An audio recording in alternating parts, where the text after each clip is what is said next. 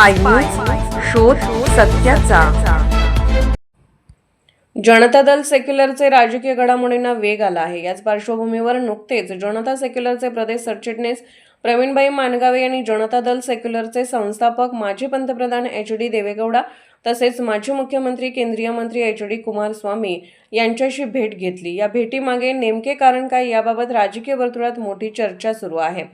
सध्या महायुतीमध्ये घटक पक्ष म्हणून जनता दल सेक्युलर पक्षाचा सहभाग आहे। असे असताना नुकत्याच झालेल्या जिल्हा परिषद व तालुका पंचायत समिती निवडणुकीमध्ये जनता पदाधिकाऱ्यांना दुय्यम वागणूक दिल्याचे माध्यमांद्वारे प्रवीणभाई मानगावे यांनी आपल्या भावना व्यक्त केल्या। तर निवडणुका संपताक्षणी मानगावे हे विविध पदाधिकाऱ्यांना घेऊन आपल्या नेत्यांच्या दरबारी जाऊन बक्कळ तास चर्चा केल्याने नेमकी काय चर्चा झाली हे मात्र गुलदस्त्यात आहे।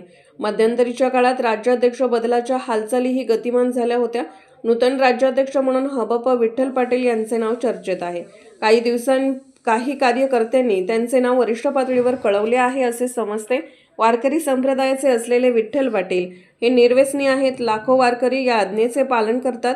अनेक शिक्षण संस्था त्या व्यवस्थितरित्या चालवतात। या माध्यमातून अनेकांना उपजीविकेचे साधन म्हणूनही रोजगार दिलेले आहेत।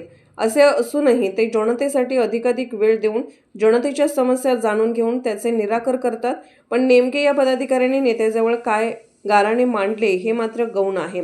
सोशल मीडियावर सदर फोटो व्हायरल झाल्याने राजकीय गोटात चर्चेचा विषय बनला आहे। प्रवीण मानगावे यांचे निखिल कुमारस्वामी यांच्याशी जवळचे संबंध आहेत असेही समजते।